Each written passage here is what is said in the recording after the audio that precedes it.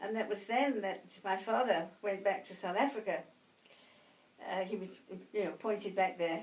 And Mother said, you better go ahead and look after him, keep house for him, you see. So I did, but I got bored, and so I said, I'm going to work as well. And so I worked for the Navy. I was qualified, so that was okay. It was quite fun.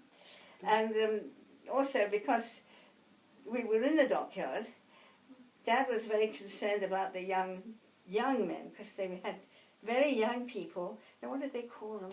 Oh, lieutenants or No, apprentices? No. I can't think of the name of it there.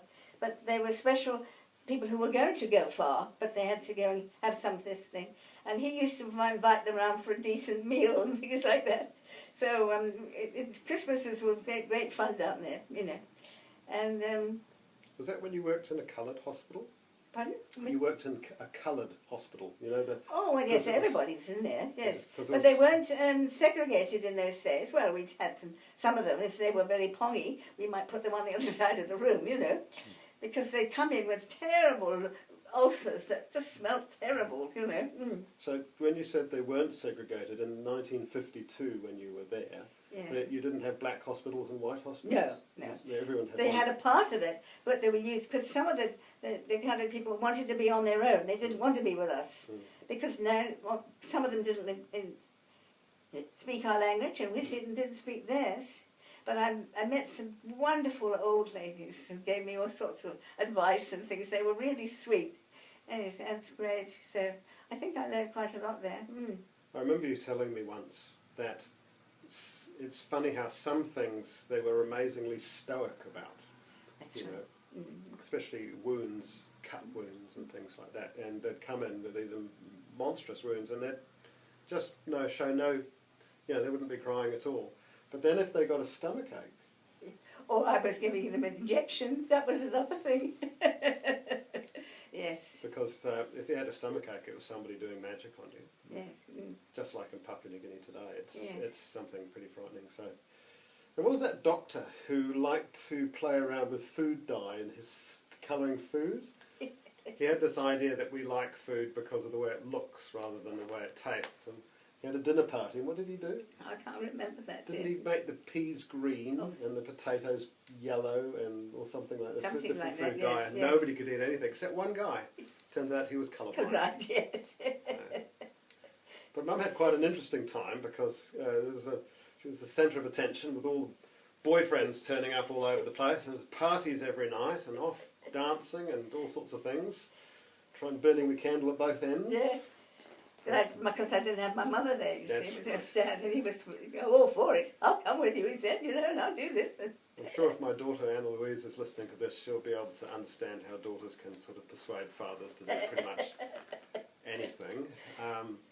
So yes, and that was in the early 50s. And I tell you something I've missed out, that when I came back from Canada to go down to South Africa, I went on a naval ship. My aunt and I were the only passengers on it. It was called HMS Thane, but it's exactly the same ship as Dad had. And of course it was called Ocean then. I knew they'd changed the name. And the captain wrote in it here, if they won't believe you where you were when you crossed the line, tell them the captain's put this in as proof.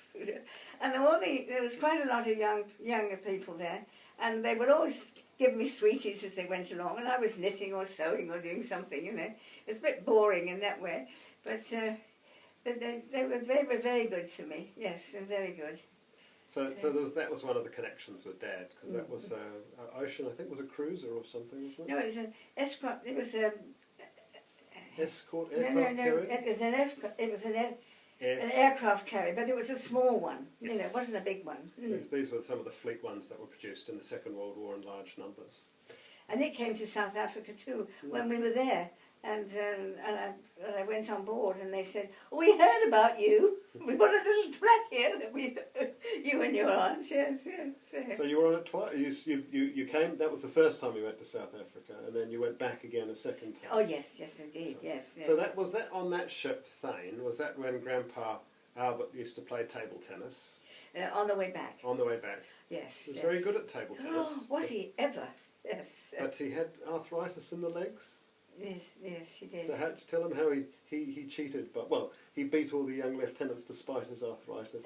I can't remember. He used 2 bats and just stood in the middle there and just basically made them run all over the That's place. right, yes. He always tried to teach me to do it because I would be so exhausted at the end. And he said, "You don't have to be, just stay there." But I wasn't clever enough for that. Well, it was your eyes. I remember Dad taught you badminton because it slowed down enough for Mum to see it. So. But South Africa was a very interesting place, and you had a lovely time there. I did. And then you came back to study your tropical diseases? That's right, yes, I did, yes. So obviously Grandpa came back as well at that stage. Oh, yes, we couldn't stay there because, we were being paid to go there in that sense. So, yes, I did tropical diseases, yes. And it was then that I met Nora.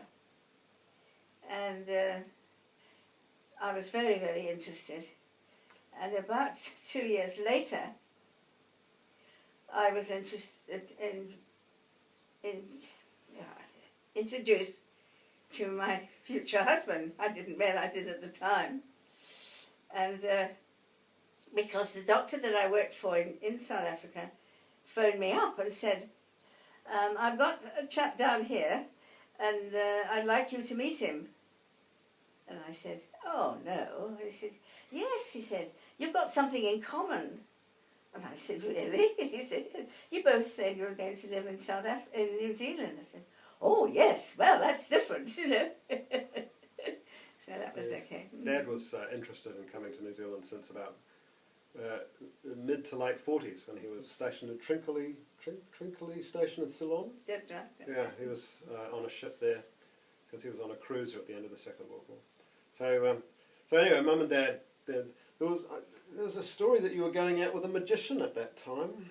No. And somebody told me that your friends didn't like this magician very much. I think I only went out with him once. Yeah. He was a very big, ugly man, but he had a very good brain, And so it's very useful to be friends because if you didn't quite understand something, you could go to them. You didn't have to go to the matron or something like that. You could ask them about it and they would tell you. Yes, yeah. So anyway, Mum and Dad got married in 1957. And it was interesting because Mum being a Baha'i, Dad had no problems with that. So Mum had to have a Baha'i wedding.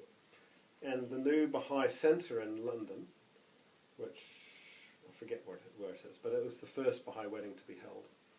And it was officiated by Mr. Balusi, who wrote all those lovely books.